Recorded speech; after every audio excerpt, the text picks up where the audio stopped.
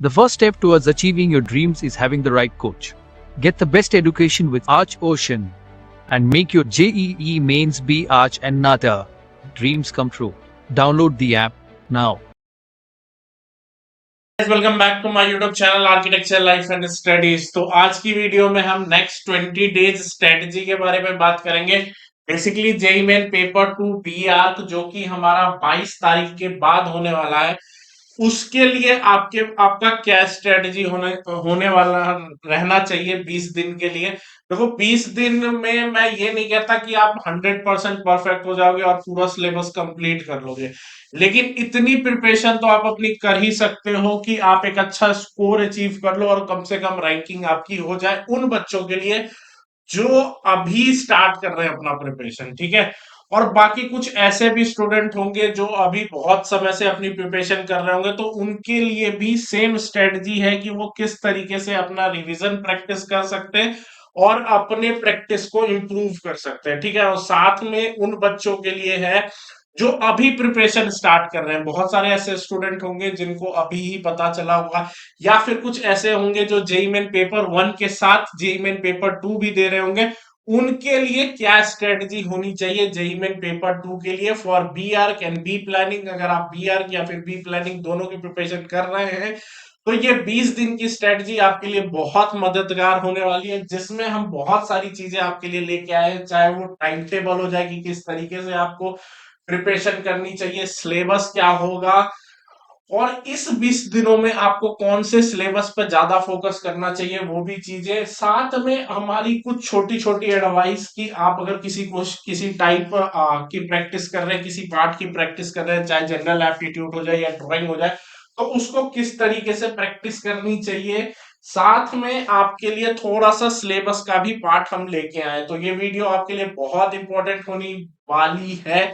तो इस वीडियो को लास्ट तक देखना और कोशिश करना कि जो चीजें मैं यहाँ पे बता रहा हूँ उसे आप अपने प्रैक्टिस में फॉलो भी करें, जिससे कि आपको 100% फायदा होगा। क्योंकि पिछले कई सालों से हमने जो अपनी स्ट्रेटजी दी है उसको फॉलो करके बहुत सारे स्टूडेंट ने अपने गोल को अचीव किया है। गोल मतलब अच्छे कॉलेजेस में एडमिशन, जैसे एनआईटी और एसपीए जैसे कॉलेजेस में एडमिशन प्राप्त किया है। ठीक है, तो सबसे पहले अगर हम देख ले जो जेई मेन का पैटर्न है उन बच्चों के लिए जो अभी स्टार्ट कर रहे हैं, जिनको ज्यादा नॉलेज नहीं है जेई मेन के बारे में, उनको मैं बता दूं कि जेई मेन जो होता है वो हमारा 3 पार्ट में डिवाइडेड रहता है फॉर बी आर। एक ड्राइंग होता है, एक जनरल एप्टीट्यूड होता है, और तीसरा हमारा मैथ का पार्ट होता है। ठीक है, मैथ एज अकॉर्डिंग टू मतलब एज जैसा वो जेई मेन पेपर 1 में रहता है सेम जेई मेन पेपर 2 में रहता है, उसमें कोई ज्यादा डिफरेंस नहीं रहता है।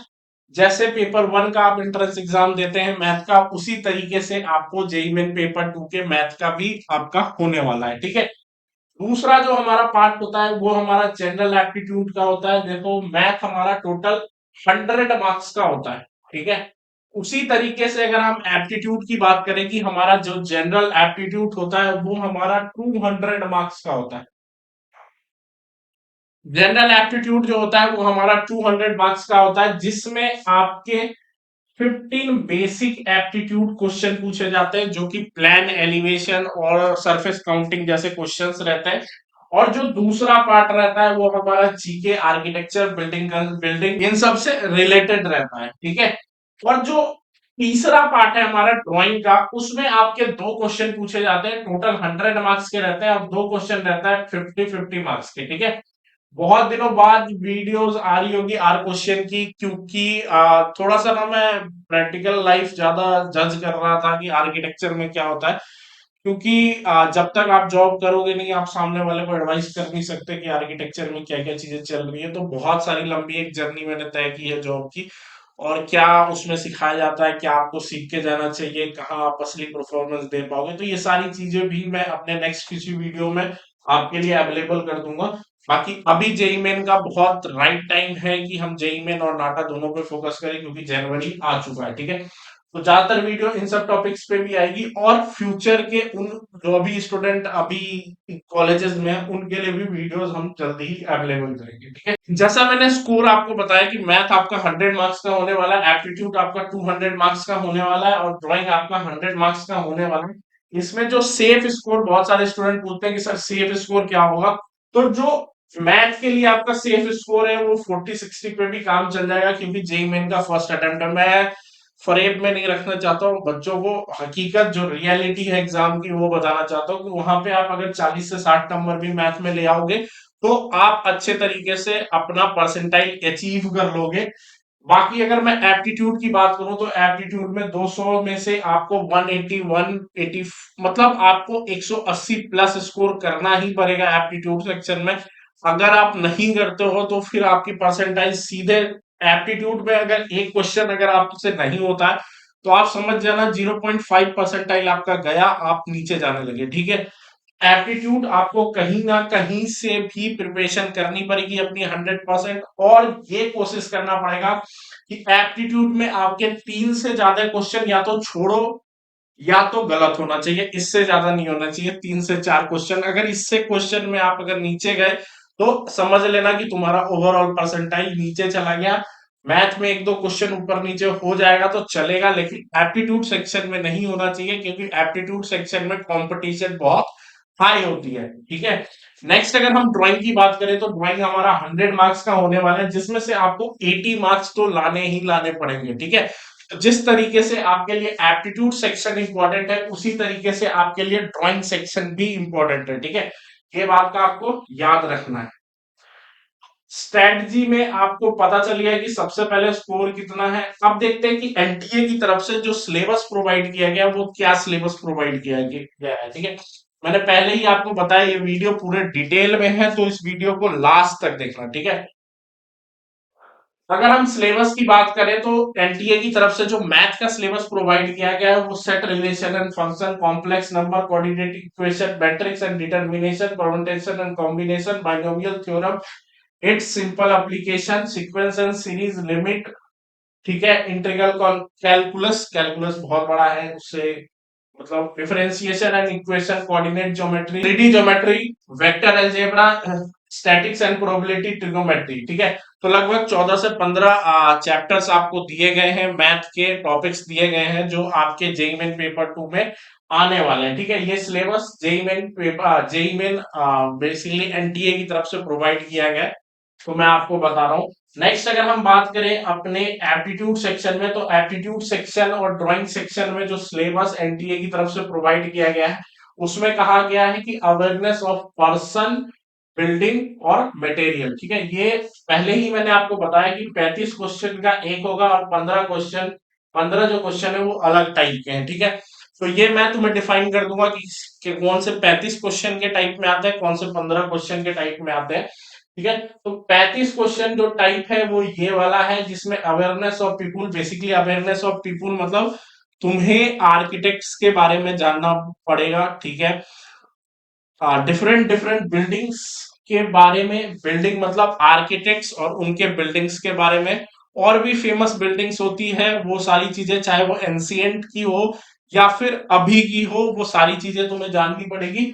और साथ में मटेरियल्स, मटेरियल्स मतलब एक बिल्डिंग में बनने के लिए क्या क्या मटेरियल्स का यूज होता है, मटेरियल्स एंड कंपोनेंट्स, ये दोनों चीजें तुम्हें कवर करनी पड़ेगी for JEE Main B Arch aptitude section. ठीक है, ये एनटीए की तरफ से सिलेबस दिया गया है, मैं भी एक सिलेबस तुम्हें दूंगा, वो इससे ज्यादा रिफाइन तुम्हें मिलेगा। ठीक है, objects, texture, related architecture and building environment. ठीक है, पहला 3D dimension object from the 2 dimensional drawing, पता नहीं क्यों दोनों जगह पे सेम चीजें लिख रखी है, visual numerical and visuals verbals same है। और दूसरा जो इनका पार्ट है वो है आपका 2D से 3D ऑब्जेक्ट और रीजनिंग वगैरह।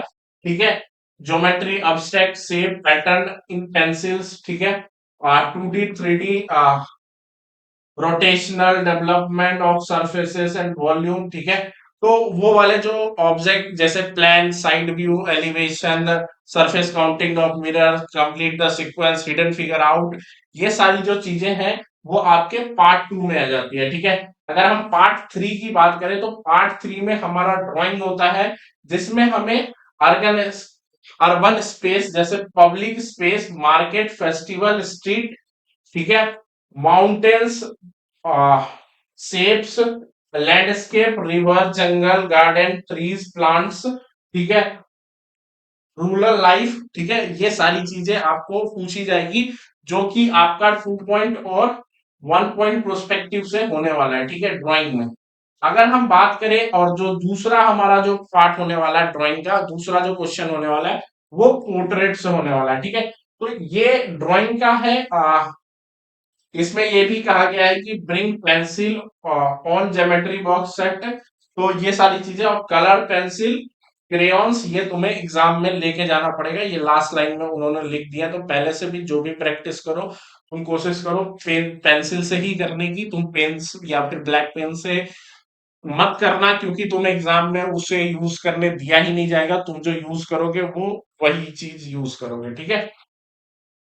अब इस सिलेबस को मैं बहुत अच्छे तरीके से डिफाइन कर देता हूं कि तुम्हें क्या क्या टॉपिक्स पढ़ने पड़ेंगे, ठीक है।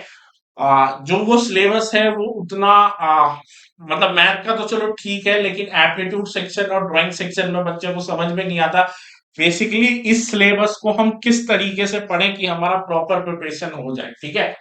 तो इसके लिए आपको क्या करना पड़ेगा, इस सिलेबस को फॉलो करना पड़ेगा। ये सिलेबस थोड़ा सा आपको लगेगा कि सर ये 20 दिन में कैसे पूरा होगा, तो मैं तुम्हें बता देता हूँ कि ये 20 दिन में पूरा हो सकता है। इतना सेक्शन तो 100%, 20 से 25 दिन में पूरा हो सकता है, लेकिन तुम्हारे अंदर जुनून होना चाहिए कि तुम इसे पूरा कर पाओ, तभी तुम पूरा कर पाओगे, ठीक है। अगर हम बात करें तो बेसिक जो ये सारी चीजें हैं, ठीक है, ये जो है जनरल एप्टीट्यूड का पार्ट, वो 15 क्वेश्चंस के पार्ट हैं, जिसमें basic plan, elevation, surface counting, mirror image, 3D folding, theory of drawing, complete the sequence, hidden figure out, top view, side view, counting the number of shape, decode the ratio and proportion, ठीक है। मैं एक आई button में video डाल दूंगा जो तुम्हें देखना है, जिसमें मैंने एप्टीट्यूड के ये सारे टॉपिक से रिलेटेड क्वेश्चंस की प्रैक्टिस कराई है। और 30 मिनट्स का आई थिंक वो वीडियो है, और उस 30 मिनट में मैंने पूरा ये सारे क्वेश्चंस की प्रैक्टिस करा दी है। अगर आप नहीं पता कि इसमें किस टाइप के क्वेश्चंस पूछे जाते हैं, तो वो आई बटन वाला वीडियो 100% तुम्हें देखना पड़ेगा, तभी तुम्हें जाके पता चलेगा कि इस 15 क्वेश्चन में किस टाइप के क्वेश्चंस आते हैं, ठीक है। Plan, elevation, surface counting, mirror image, 3D folding, theory of drawing, complete the sequence, hidden figure out, top view, side view, counting of number of shapes, decode ratio and proportion and full the flow, ठीक है। तो ये सारे जो question हो गए full form, ये आपके बेसिक क्वेश्चन हैं जो कि आपके एप्टीट्यूड सेक्शन में आएंगे, ठीक है। नेक्स्ट जो टॉपिक है वो हमारा रिमेनिंग 35 क्वेश्चंस जो जनरल एप्टीट्यूड में पूछे जाते हैं उसके टॉपिक्स हैं। इसमें आपको मैंने पहले ही कहा था, बिल्डिंग से, पर्सन से और मटेरियल से रिगार्डिंग आपको क्वेश्चंस पूछे जाएंगे, ठीक है। तो टाइप्स ऑफ बिल्डिंग सबसे पहले आपका टॉपिक होगा, फिर कंपोनेंट्स ऑफ स्ट्रक्चर, ठीक है, कंपोनेंट्स ऑफ स्ट्रक्चर, फाउंडेशन, ये सारी चीजें जो है वो कंपोनेंट्स ऑफ बिल्डिंग है। देखो कंपोनेंट, बिल्डिंग मटेरियल जो होता है वो 2 पार्ट्स में डिवाइडेड होता है, एक होता है बिल्डिंग मटेरियल पे, एक होता है बिल्डिंग कंपोनेंट्स पे, ठीक है। तो कंपोनेंट्स में क्या क्या चीज आती है, फाउंडेशन आता है, प्लिंथ आता है, उसके बाद डोर आता है, विंडो आता है, आर्चेज आता है, ब्रिक वॉल आता है, ये सारी चीजें कंपोनेंट्स है। अब मटेरियल जो है वो ब्रिक वॉल बनाने के लिए जो ब्रिक यूज होता है वो मटेरियल है, ठीक है। तो समझ लो कि इस तरीके से तुम्हें पार्ट वाइज में डिवाइड करके पढ़ना है, तभी ये तुम समझ पाओगे और इसको कर पाओगे, क्योंकि अभी तुम क्लास 12 से निकले हो, अभी तुम्हें ब्रिक के बारे में उतना पता नहीं है कि ब्रिक की साइजेस क्या होती है, ब्रिक कितने मटेरियल से बनता है, ब्रिक में क्या क्या चीजें होती है, ये तुम्हें कोई नहीं पढ़ाता क्लास 12 से पहले। इस अब जाकर के तुम्हें ये सारी चीजें पढ़नी पड़ेगी, तो उसको तुम पार्ट वाइज में अच्छे तरीके से तोड़ के पढ़ोगे, तभी पढ़ पाओगे, नहीं तो नहीं हो पाएगा, ठीक है। मैं अगर हम बात करें मैसनरी, फ्लोर एंड रूफ, ठीक है, door, window, arches, stairs, railing, parapet, sand, अब यहां से जो आ जाता है वो हमारे मटेरियल आ जाते हैं, ठीक है। इससे पहले हमारे कंपोनेंट्स हैं, जो भी डिफरेंट टाइप्स ऑफ कंपोनेंट्स हैं बिल्डिंग के। उसके बाद आता है जैसे टिम्बर हो गया, सीमेंट कंक्रीट हो गया, स्टील, पेंट हो गया, ठीक है, flooring, bridge, types of structure, ये सारी चीजें जो है, type of structure is also a component, ठीक है। बाकी ये जो बिल्डिंग की पूरी जो चीजें हैं, जो टॉपिक्स है तुम्हें पढ़ना, ये 2 पार्ट्स में डिवाइड करके पढ़ना। एक तुम बिल्डिंग कंपोनेंट्स, ठीक है, और दूसरा आप बिल्डिंग मटेरियल के फॉर्म में इसको कवर करना, ठीक है। नेक्स्ट अगर हम बात करें, कुछ जीके के बेसिक क्वेश्चंस होते हैं जो तुम्हें सोशल साइंस वगैरह में या फिर साइंस वगैरह में तुमने पढ़ा होगा बचपन में। जैसे फॉर द एग्जांपल क्लाइमेटोलॉजी और सॉइल के बारे में तुम्हें थोड़ा बहुत नॉलेज होना चाहिए, ठीक है, जिससे कि तुम्हारा एग्जाम में प्रिपरेशन, मतलब वहां पे तुम परफॉर्म कर पाओ, ठीक है। अब अगर हम आर्किटेक्चर से रिगार्डिंग देखें कि क्या क्या क्वेश्चंस पूछी जाती है, बिल्डिंग कंस्ट्रक्शन एंड मटेरियल, जैसे डिजाइन थ्योरी हो गया, ट्रेडिशन एंड कल्चर भी हमारा इसी का पार्ट है। क्लाइमेटोलॉजी और सॉइल्स से related he tradition and culture है। इसके लिए बहुत बड़ा एक टेबल मैंने प्रोवाइड किया है स्टूडेंट को, अगर आप देखना चाहते हो तो आई बटन में मैं उसका भी लिंक डाल दूंगा। आप जाकर के वो टेबल बना सकते हैं, जिससे कि आपका ये ट्रेडिशन एंड कल्चर साथ में सॉइल, ये सारे टॉपिक्स कवर हो जाएंगे। मैक्सिमम नंबर ऑफ एप्टीट्यूड के टॉपिक्स उससे कवर हो जाएंगे, ठीक है। आर्किटेक्चरल अवार्ड हो गया, लोगो हो गया, सन थ्योरी हो गया, कलर थ्योरी हो गया, पेंटर्स एंड देयर पेंटिंग्स।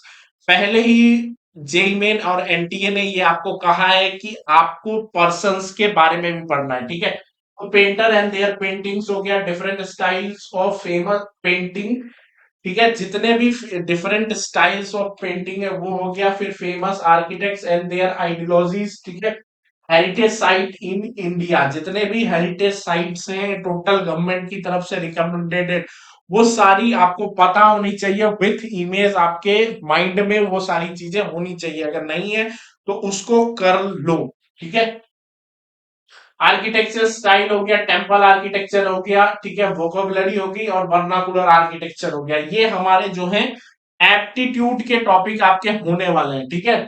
अगर हम ड्राइंग की बात करें तो ड्राइंग में आपको uses of pencil, types of setting, still life, composition of shape, 1 point prospective, 2 point prospective, human figure और पोर्ट्रेट, ये सारे टॉपिक्स आपको कवर करने पड़ेंगे अपने एप्टीट्यूड सेक्शन के लिए, ठीक है। अब बात करते हैं कि हमें क्या पढ़ सकते हैं, ठीक है। मैथ का इतना बड़ा सिलेबस आप एक महीने में नहीं कवर कर सकते, ठीक है। उसके लिए आपको सिर्फ और सिर्फ आप एक महीने में कर सकते हैं तो क्वेश्चन प्रैक्टिस कर सकते हैं, और बाकी अपने एप्टीट्यूड और ड्राइंग को स्ट्रॉन्ग कर सकते हैं, ठीक है। तो कोशिश यही कीजिए कि आप अपने एप्टीट्यूड और ड्राइंग पे जितना हो सके फोकस कीजिए, वहां पे स्कोर मत लूज कीजिए। और कुछ मैथ के ऐसे टॉपिक्स मैं बताता हूं जिससे कि नंबर ऑफ क्वेश्चंस ज्यादा आते हैं, तो उनकी आप प्रैक्टिस कीजिए, जिससे कि आप स्कोर मतलब अपना कम नहीं कर पाए, ठीक है। तो सबसे पहले binomial theorem, sequential series, coordinate geometry, 3D geometry और प्रोबेबिलिटी, ठीक है। ये हमारा हो गया टॉपिक फॉर मैथ, ठीक है। अब अगर हम आगे बात करें, एप्टीट्यूड सेक्शन में जितने भी टॉपिक्स मैंने इससे पहले आपको बताए हैं पहले वाले स्लाइड में, वो सारे टॉपिक्स आपको कवर करने पड़ेंगे। अगर आप चाहो तो इसका स्क्रीनशॉट ले लो, क्योंकि इतना रिफाइंड सिलेबस आपको कोई प्रोवाइड नहीं करेगा इस पूरे यूट्यूब फैसिलिटी में, क्योंकि उन सब को काम है कि भैया हम कुछ नहीं देंगे, आओ हमसे मिलो टेलीग्राम पे या फिर कहीं मिलो, तब जाकर के ये सारी चीजें प्रोवाइड करेंगे, वो भी कुछ ले करके, ठीक है। तो ये पूरा रिफाइंड सिलेबस तुम्हें मैंने प्रोवाइड किया है। ऐसा बात नहीं है कि मेरा टेलीग्राम चैनल नहीं है, मेरा भी है, और मैं भी पीछे बहुत कुछ प्रोवाइड करता हूं, लेकिन इस रिफाइंड सिलेबस आपको कहीं नहीं मिलने वाला है, भले उनके थंबनेल में 400/400 लिखा हो, ठीक है। नेक्स्ट अगर हम बात करें ड्राइंग में, तो ड्राइंग में आपको types of shading, still life, composition of shapes, 1 point prospective, 2 point prospective आपको कवर करने पड़ेंगे, और ह्यूमन फिगर कवर करना पड़ेगा, ठीक है। जिसके लिए आपको पोर्ट्रेट और फेस, देखो दो टाइप के क्वेश्चन आने वाले हैं, एक आपका 1 पॉइंट प्रोस्पेक्टिव से आने वाला है, या फिर 2 पॉइंट प्रोस्पेक्टिव से होगा, या फिर एक क्वेश्चन आपके पोर्ट्रेट के होंगे, या फिर एक क्वेश्चन आपका होगा जो जिसमें आपको शेप्स के साथ कंपोजिशन क्रिएट करना पड़ेगा, ठीक है। कंपोजिशन विद शेप्स, और करके 4 क्वेश्चन रहते हैं, जिसमें से 2 क्वेश्चन करने होते हैं हमें, ठीक है। तो इसकी प्रिपरेशन आपको, ड्राइंग की प्रिपरेशन आपको डेली बेसिस पे करनी पड़ेगी, ठीक है। अब जो ये सिलेबस मैंने बताया है आपको, ये आपका कैसे कंप्लीट होगा कि आप इसको इजी तरीके से कंप्लीट कर पाओ, सबसे बड़ी बात ये होती है। तो अगर हम देखें कि हमारा ये जो सिलेबस है, इतना बड़ा सिलेबस मैंने अभी आपको जो बताया है, ये आपका कंप्लीट कैसे होगा, आपको किस तरीके से प्रिपरेशन करनी पड़ेगी, क्योंकि 20 दिन ही है आपके पास और उस 20 दिन में आपको ये पूरा सिलेबस कंप्लीट करना है, ठीक है। तो सबसे पहले अगर हम मॉर्निंग की बात करें, अगर आप सुबह, अगर आपके पास कोई स्कूल्स वगैरह नहीं है तो आप अपनी प्रिपरेशन मॉर्निंग से स्टार्ट कर सकते हैं। आपके पास बहुत लंबा एक टाइम पीरियड होता है, ठीक है। तो उसी में आप सबसे पहले मॉर्निंग में जनरल एप्टीट्यूड से स्टार्ट करें और प्रीवियस ईयर क्वेश्चन पेपर पर ज्यादा फोकस करें, जिसमें आपके उस 15 क्वेश्चन का, जो 15 क्वेश्चंस के टॉपिक मैंने आपको बताए हैं, आई बटन में लिंक भी दे दिया है, वो जो टाइप ऑफ क्वेश्चन है 15 क्वेश्चन, डेली 30 से 45 मिनट आप कोशिश करें कि आप उस 15 क्वेश्चंस को सॉल्व करें, ठीक है। उसकी प्रैक्टिस करें, अगर आप उसकी प्रैक्टिस करोगे तो आपका प्रिपरेशन, और जैसे ही आपकी मिड मॉर्निंग होती है, 9-10 बजता है, तब आप मैथ का क्वेश्चन सॉल्व करें, क्योंकि सुबह सुबह आपका माइंड एकदम फ्रेश माइंड रहता है, वो आपके लिए पीवाईक्यू के लिए परफेक्ट है। जनरल एप्टीट्यूड से स्टार्ट करना है, उसके बाद आपको मैथ की प्रैक्टिस करनी है। डेली 10 से 15 क्वेश्चन अगर आप प्रैक्टिस करते हो तो 20 दिन में आपके पास 15 क्वेश्चन के हिसाब से 300 क्वेश्चन का स्टॉक हो जाएगा। और जो 4 टॉपिक मैंने बताए हैं, अगर आप उसी 4 टॉपिक का प्रैक्टिस करते हो तो आपके लिए और भी अच्छा है, ठीक है। अगर मैं दोपहर की बात करूं तो दोपहर में आप ड्राइंग की प्रैक्टिस कर सकते हैं। दोपहर ज्यादा नहीं, दो टाइप के, दो डेली आपको 2 टाइप के प्रैक्टिस करने हैं, मतलब 3 बेसिकली 3 प्रैक्टिस करनी है। एक तो आपको सबसे पहले डेली टाइम जो रखना है वो 1 घंटे रखना है और डेली डेली अपना टाइम धीरे धीरे कम करते रहना है, ठीक है। कोशिश करना है जो 1 घंटे आपको ड्राइंग बनाने में लग रहा है वो धीरे के लास्ट के 20 डेज तक जाते जाते 30 मिनट का हो जाए, ठीक है। अगर वो 30 मिनट का हो जाता है तो आपकी प्रिपरेशन परफेक्ट जा रही है। पहला आपको काम करना है कॉपी करने का, ठीक है। कॉपी कैसे करना है, मतलब आपको एक इमेज रखना है और उसको कोशिश करना है कि 1 घंटे से अंदर अंदर में कॉपी हो जाए, ठीक है। और दूसरी आपको प्रैक्टिस करनी है, या तो आप शेप से कंपोजिशन की प्रैक्टिस करें या फिर आप 2 पॉइंट या फिर 1 पॉइंट प्रोस्पेक्टिव की कॉपी करें, ठीक है। तीसरा जो आपको फोकस करना है वो आपको अपने शेडिंग पे फोकस करना है, ठीक है। सेटिंग और डिटेलिंग पे फोकस करना है कि जो भी ड्राइंग्स आप बना रहे हैं उसमें ज्यादा से ज्यादा डिटेलिंग हो और ज्यादा से ज्यादा सेटिंग हो, क्योंकि अभी आपके पास टाइम है, अभी आप उसमें डिटेलिंग और सेटिंग कर सकते हो, ठीक है। कोशिश करें कि आप न्यूज़पेपर डेली पढ़ें। अगर आप न्यूज़पेपर पढ़ते हो तो एप्टीट्यूड सेक्शन में कुछ ऐसे क्वेश्चन आते हैं 2-3 जो कि आपके मतलब करंट अफेयर से रहते हैं, ठीक है। तो करंट अफेयर वाला चीज आपका न्यूज़पेपर से ही जाने वाला है, या फिर आप फोन अगर यूज करते हो तो आप आर्टिकल्स वगैरह पढ़ सकते हो, जिससे कि आपका जनरल एप्टीट्यूड का वो जो 4-5 क्वेश्चन आएंगे, 3 से 4 क्वेश्चन आएंगे, वो तुम्हारे इजी तरीके से टैकल हो जाए आपके करंट अफेयर के लिए, ठीक है। बाकी तुम्हारे पास इवनिंग में टाइम रहता है तो तुम जनरल एप्टीट्यूड या फिर मैथ या फिर कुछ चीज और चीज का 1 घंटे प्रैक्टिस कर सकते हो। तो दिन में अगर आप 4-5 घंटे अच्छे तरीके से प्रिपरेशन करते हो तो मैं आपको गारंटी देता हूँ आपकी प्रिपरेशन बहुत इजी तरीके से हो जाएगी। देखो, अगर 7 बजे बैठते हो और 12 बजे उठ जाते हो ना, तब भी तुम्हारी प्रिपरेशन हो जाएगी, ठीक है, 20 दिन में। अगर तुम जेईई मेन की प्रिपरेशन करना चाहते हो बीआर में, तो अगर आप नहीं करना चाहते हो तो फिर तो पूरा 24 घंटा भी बेकार है आपके लिए, ठीक है। तो प्रिपरेशन करने के लिए अगर 7 बजे बैठ रहे हो और 12 बजे भी उठ जा रहे हो ना, तो तुम्हारी प्रिपरेशन हो जाएगी और मैं गारंटी देता हूँ तुम्हें टॉप इंस्टीट्यूट मिल जाएगा, ठीक है। मैंने आप लोगों से बहुत नीचे नीचे वाले बच्चों को देखा है टॉप इंस्टीट्यूट तक पहुंच जाने के लिए सिर्फ मेहनत की देरी है। अगर जिस टाइम अब तुम मेहनत करना स्टार्ट कर दोगे उस टाइम तुम अचीव कर लोगे कॉलेज, ठीक है।